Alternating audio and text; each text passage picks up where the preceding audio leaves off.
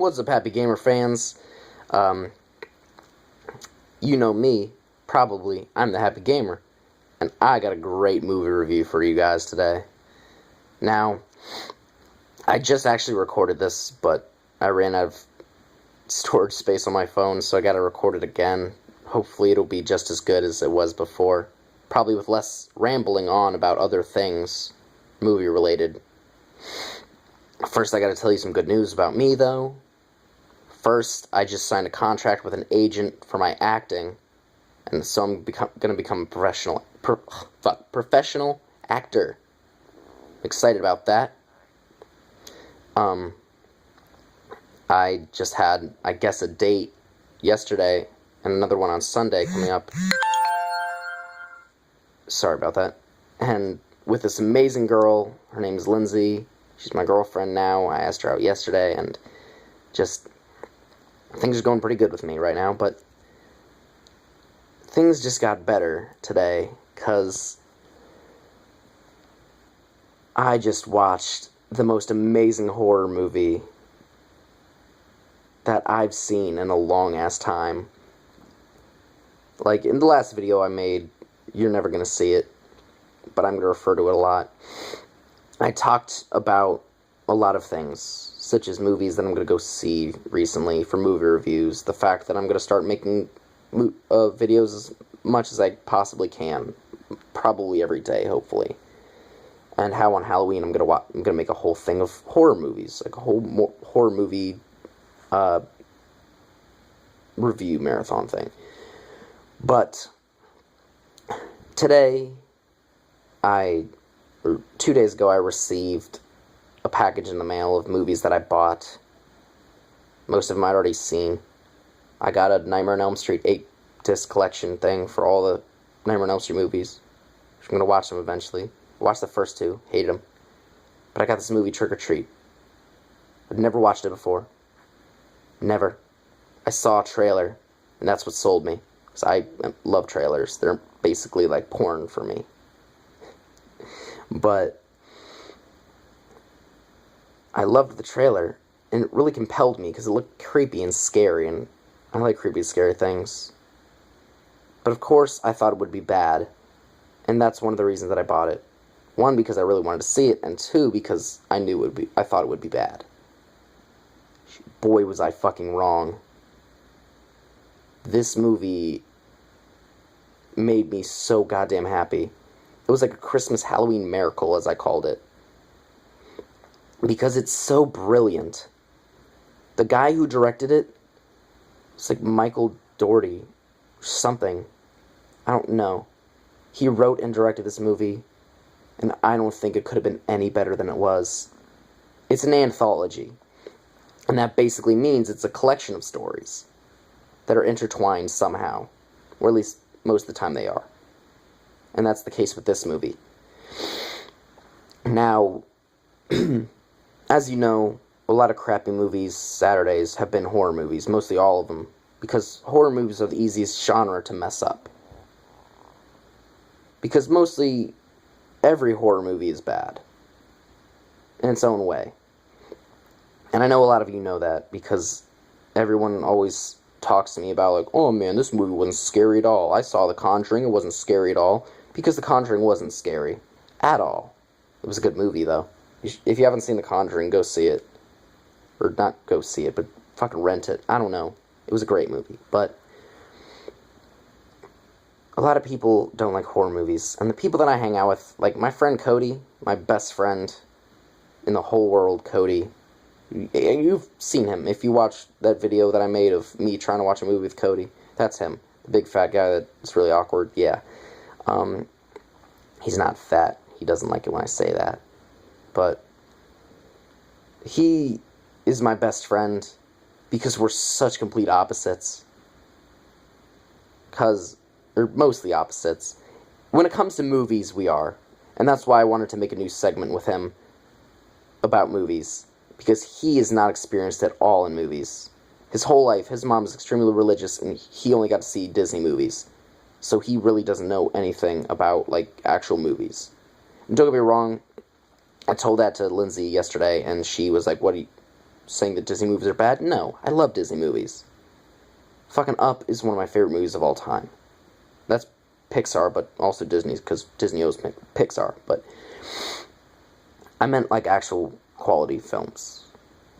Like shit that I watch daily. He hasn't seen any. So that's why he's my best friend, because I get to be the one to show these movies to him. And I'm teaching him my ways, and that's why he's my son. I'm gonna adopt him. I'm not even kidding, I'm adopting him. Because his mom is a horrible person, and she's so mean, and she hits him. So I'm adopting him. Because I love him. He's my best friend. But that's why I wanted to make a new series with him, because we're polar opposites. He is very inexperienced with movies, so he can relate more to the side of teenagers and stuff that want to watch movies with explosions and scares. And me, I'm a seasoned veteran. I watch movies, and I look deeper into them. Like with Transformers, I don't just look at the explosions and clap my hands and clap my feet and laugh. I look at deeper things, such as the script, acting, effects, stuff on that level, and plot. So I think that would be good for a show, because it would be good for, like, it could be a good reviews for adults, teenagers, and people who like watching artistic films. Because you get two sides of the equation for a movie review. If it's entertaining, and if it holds up as a legitimate film. So this is what I want to do, but I gotta get a camera first, because this phone thing won't help me at all. But I watched this movie, and I loved it. Horror movies, I hate them in my mind because they're always so bad, but this just made my goddamn day. I wanted to watch it because I wanted to make fun of it, and in the end, I didn't. The only thing I could ever say was, this movie is fucking amazing. I had a whole goddamn speech. I paused the movie, like, 20 minutes from the end, just to rant about how amazing it was. And if you watch it, I don't know if you like it or not. I fucking loved it. It's brilliant. But let's go into it, because I'm holding off for too long. This movie starts out, and it just shows a couple walking down the street. They're going home from a long night of trick-or-treating, and they're tired. The wife is tired. She takes off her robot helmet and is about to blow out a candle and a jack-o'-lantern. Her husband says, "Don't do that. It's a tradition to keep them lit." She's just like, "What? This isn't Hanukkah." So she blows it out. And they walk up, and they're about to go in the house, and he's just like, he's looking at her ass, and he's just like, "Let's fuck." He didn't say it, but he implies it. And she's just like, "No." She's like, "Clean up the yard." And he's like, "I'll do it tomorrow." She's just like, "No, you're going to sleep until it's 12 o'clock, and then you're going to go play video games." Already, character development, great. So he puts on a mopey face. She's just like, "Fine, I'll take him down, and then we can have sex." And he's like, "Yeah."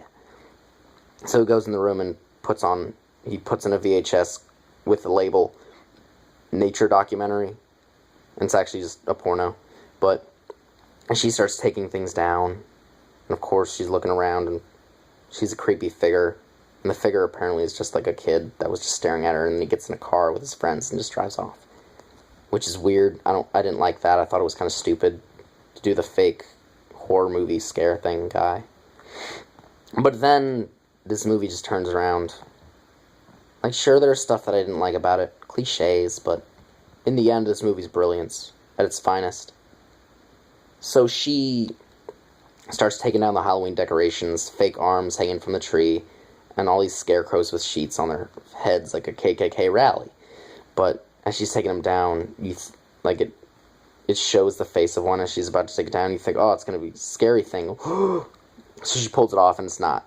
Fake jump scare.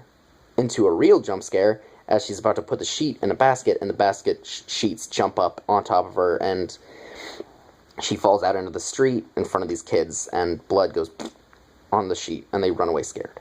And she dies. It jump cuts to the husband now, who fell asleep, and he walks outside because the porno's over, and he's just like, "Where the hell's my wife? I thought we were gonna fuck." He sees decorations are still up, so he walks outside, and he's looking around, and then all of a sudden where the statue scarecrow things lights up. He pulls off the sheet, it's his wife's head. Already just weird, kind of stupid, but it draws you in, which is good. And then it goes into the opening credits. Like I said, this is an anthology, so it has multiple stories in it, and I will cover all of them in detail. The first story is about a serial killer principal guy. I know he's a principal because it says on the back of the box. It doesn't say anywhere else in the movie, really. But it shows this fat kid, and he's pushing off all these jack-o'-lanterns, and he walks up to this house and starts stealing the candy. The principal guy walks up, he's like, you know you have diabetes and you're going to die, right? The kid's like, because he's scared, and he's just like, don't worry. Come on, sit down. Help me carve this pumpkin. So he's like carving out a pumpkin, and he's just like talking to the kid about like Halloween, being all creepy and stuff, and the kid's just, and he's eating candy. And he like starts choking, and the guy's like, oh yeah, he's like, you must have forgot the rule. You always got to check your candy that you get from strangers. And the kid starts throwing up blood on his stairs. And the guy drags the fat kid into his house and just starts doing things. Like, he buries him in the backyard, basically. And, of course, he has trouble doing it because I guess they want to make it funny and stuff. So the doorbell rings, like, as soon as he drags the body in, and it's kids and stuff. He tries burying it in his backyard, and his neighbor starts trying to talk to him and stuff. And his kid comes home and is, like, yelling at him to do stuff. Like, oh, Dad, I want to make a jack-o'-lantern. And Dad get all pissed.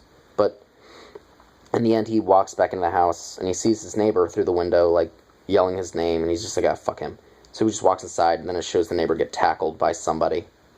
And the good thing is they don't focus on it. Like, they do, but they don't, like, make it go into that. So it goes in, the dad's really mad at his kid, and he's planning on killing him. At least you think so. He brings him down to the basement to carve a jack-o'-lantern. And he brings out the knife from his back and strikes it down, and brings it back up, and there's blood. And you're just like, oh no, he killed his kid. But then it shows a scene, his kid looks up at his face and smiles. And he's just like, don't forget to help me with the eyes. And looks down at the table, and it's the fat kid's head. So the son's a serial killer too. And I was flabbergasted. The next scene shows these 4 girls, and they're getting dressed up in Halloween costumes as sluts in a costume store. 3 of them are dressed up like princesses, and one of them, Jean Grey from X-Men, or X-Men, whatever, is Little Red Riding Hood. And I love the little subtlety that they bring into it, as they say a lot of, like, wolf puns and shit. Like, she says, and I'll huff and I'll puff and I'll blow the door down if you don't open it up. Because she's Little Red Riding Hood. But they say that to her, like, because she won't open up the door to show them the costume. And they do a lot of wolf-related things, because it's funny. But it's subtle, like, you notice it, but it's not really that big of an issue. But then they get their price tags, and they're walking down the street, and they're talking about, oh, how she's a virgin, and that she just needs to try, like, harder to try and get guys. And then they, like, leave her on the street to go to the party, and they said that she's like, I'll be there, don't worry. I just gotta find a guy. And then it goes to the next anthology story, and they're all linked together, sort of. And it shows these, like, little teenagers, I don't know, probably really young, probably like 13 or 14, and they're walking down, they're picking up pumpkins to, like, bring, and they get this girl that they call Retard Rhonda, because she's weird, and she reminds me of Velma from Scooby-Doo. And they take her down to a rock quarry, and they're like, we brought 8 pumpkins to give to the 8 spirits of the kids who died here. And they start going into this long story about how there was a short bus driver with 8 mentally challenged kids on his bus, and the parents paid him to kill them. But something went wrong when the kids broke free and drove the bus into the rock quarry, killing them all, except for the bus driver who escaped. But they said they never heard from him again, probably because he just killed 8 kids. Anyway, so they go down in the rock quarry elevator, 3 of them at a time. They leave Rhonda and this little kid with an eye patch, or he was a pirate, up there to bring down the rest. And as they're going down, they all see jack-o'-lanterns, like 3 of them, and like the lights start going out and the kids are screaming down there, and they're like, I don't want to go. And then the kid, like, is stuck in the elevator, and he's just like, I'm not going out there. And Rhonda's like, I'll go. And she goes out, and she doesn't see them. She sees her masks, like, floating in the water around a school bus. And then, like, all these zombies come out, 3 of them, and they start attacking her. And she runs, and she falls, and she hits her head. And then she wakes up, and it shows the zombies over her, and they're just like, oh, is she hurt? Is she dead? Turns out there was just the kids pulling a prank on her. And she's all upset about it, and she's crying, and they try to comfort her. And she goes in the elevator and locks herself in. And as the kids are, like, collecting their masks and stuff, real zombies start coming out of the water, and they kill them. And they're, like, begging for, like, Rhonda to open up the elevator, and she is about to, but then she pushes the up button, which causes the elevator to go up, because that's what the up button usually does, if your elevator's working right. And the best part is you don't get to see the kids die, but you hear it. You hear their screams and flesh tearing as the zombies eat into them. And then Rhonda just walks away all casually. And that's the end of that. And then it goes into my favorite one that made me so goddamn happy with how amazing it was. It shows a guy making out with a girl in an alleyway, and he starts biting her because he's a vampire, and it shows his teeth and stuff, and he's gonna kill her. And then he walks up to Jean Grey on a bench and, like, looks at her and then just walks away. And then she gets a phone call from her sister lady, the girl in one of the princess dress ladies. And she's like, are you coming? I got a date for you. And she's like, is he young? And she's like, yeah. And he looks over at this really fat guy, and he's wearing a baby suit, which is funny. But then, like, she starts walking. She's walking down this, like, dark road, like, with trees everywhere, because it's a forest or whatever. And the vampire guy just, like, pushes her up against a tree, and he's like, what big eyes you have. Like, another reference to Little Red Riding Hood, and then he bites her, and she screams. And then it shows the party that the kids are having, and then the Little Red Riding Hood, like, cape just, like, drops down, or Little Red Riding Hood lady drops down from the ceiling. And they're just, like, screaming. They're just like, oh my god, is it her? And they push back, like, the hood, and it's actually the vampire guy. He's like, help me. And then, like, Jean Grey, like, walks in from the side, and she's just like, he bit me. And he was like, he got too forceful when he bit me, because I was playing hard to get. So she walks in, and, like, one of the princesses, like, steps down. She, like, takes out his fangs, and she's like, nice. I like these. And I was like, oh, shit, vampires, bro. I didn't say bro, of course. But I was like, vampires it's gonna be weird. It's gonna be like Lost Boys. And then he's like, and it turns out that the vampire guy was actually the principal guy, the serial killer one. He's bleeding out of his mouth and stuff, and he's just like, help me. Who are you guys? Or, who are you guys? And they're just like, oh, you'll see. And so they start growing fangs, and I'm just like, oh no, vampires. But no. It's much better than that. They start tearing off their clothes, and you see their boobs, and I was just like, bringing in sexual stuff to it. But it's fine, because it's vampires, and vampires are always very sexual.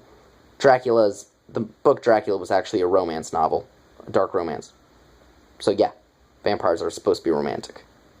Anyway, they start ripping off each other's flesh to show fur. They are fucking werewolves.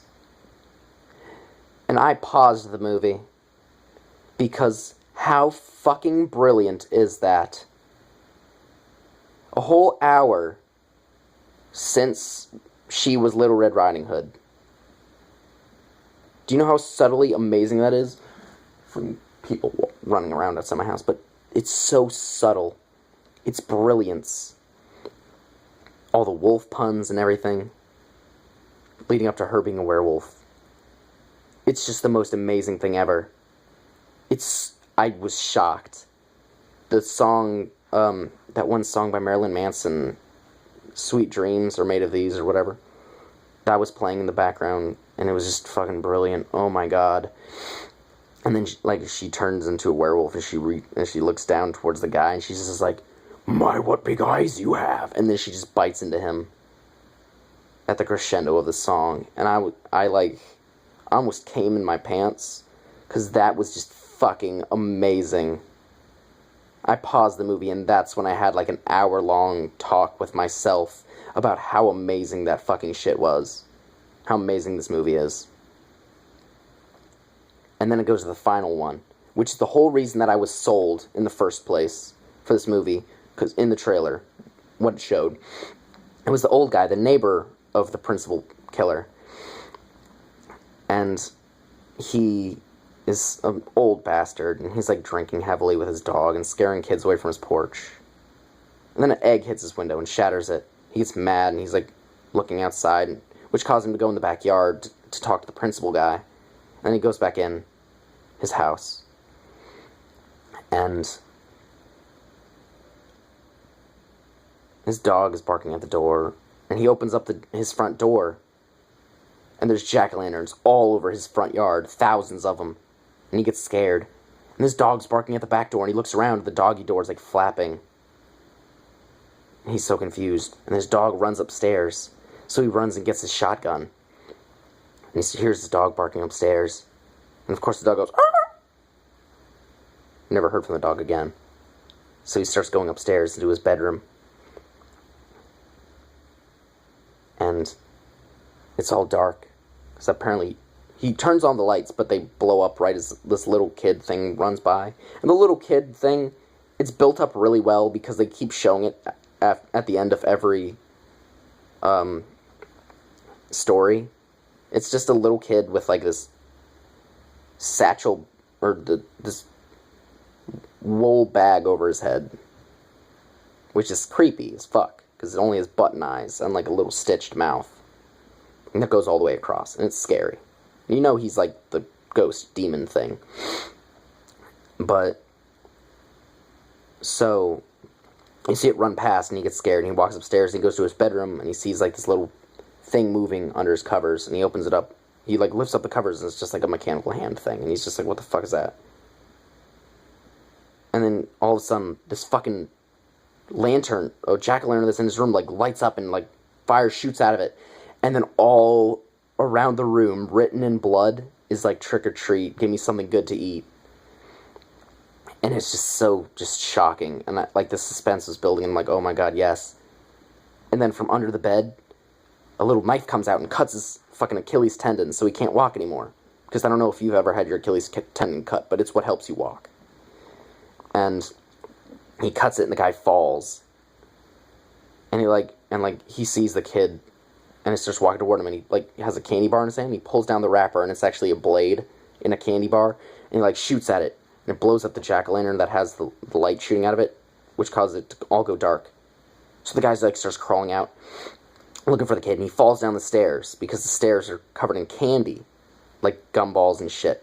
He slips down, falls all the way to the end. And when he tries to get up, he realizes that within the candy there's also shattered glass, so his hands are completely cut, and he can't escape. And he's freaking out, and he's trying to like undo the latches and locks of his door, but he can't do it because his hands hurt so much. And then it shows the kid crawling on the ceiling over top of him, and it's really creepy. And then he like hears it laugh, and he looks up, and it falls on his head and starts like hitting him, which is kind of stupid, but it doesn't matter. He throws it across the room into a mirror, and like he's like running, he runs to the window, and he like starts banging on it to get his neighbor's attention, which is that one scene that I was talking about.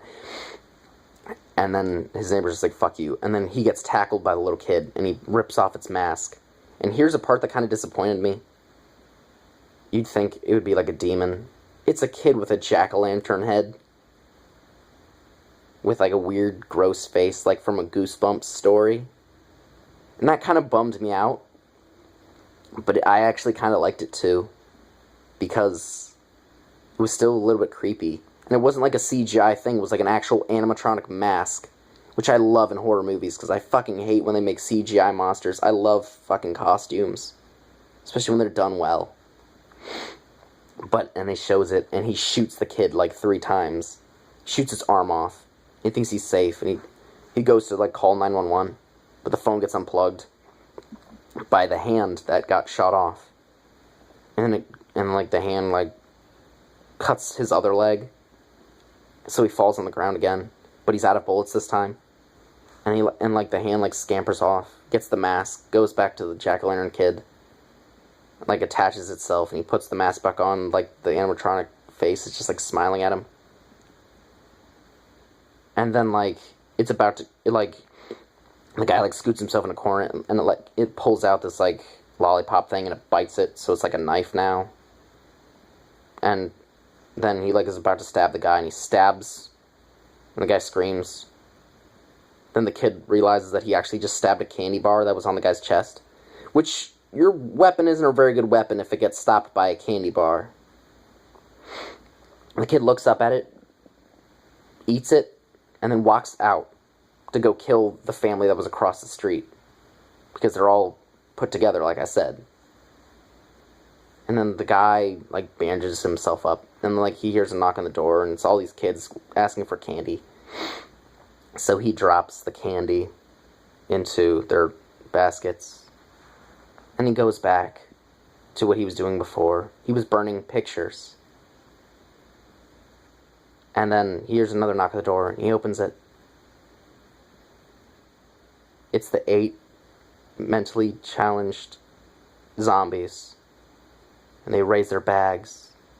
And he screams. And the camera goes towards the fireplace. Looks down at the picture of him, the bus driver, with the 8 special ed kids. And then it cuts to the ending credits. Now, I have seen a lot of movies in my days, but none of them made me that goddamn happy as that one. It was fucking brilliant. It was directed and written by the same guy, and it was fucking amazing. The stories were good. All of them. They all had great pacing. The characters were pretty well fleshed out.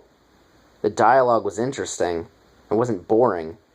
And the plots were actually really cool. And, like, they all had really good twist endings that you didn't see coming.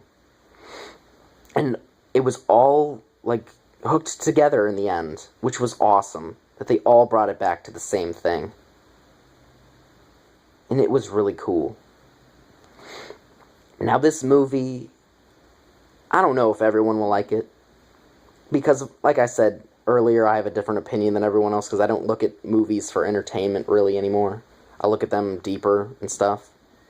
But this horror movie, it's not scary, but it's good. It creates a creepy vibe, and it's really interesting. It does something new. It does something cool. It draws you in. I can't describe it, but I fucking love it. This is one of my new favorite fucking horror movies. I told myself I'm making this a Halloween tradition, because this movie just fucking blew me away. I would give it 5 out of 5.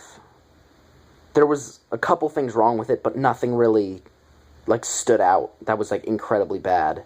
There was a lot of really subtle things that were in there that they wanted you to see, that you did see, but they kept it subtle.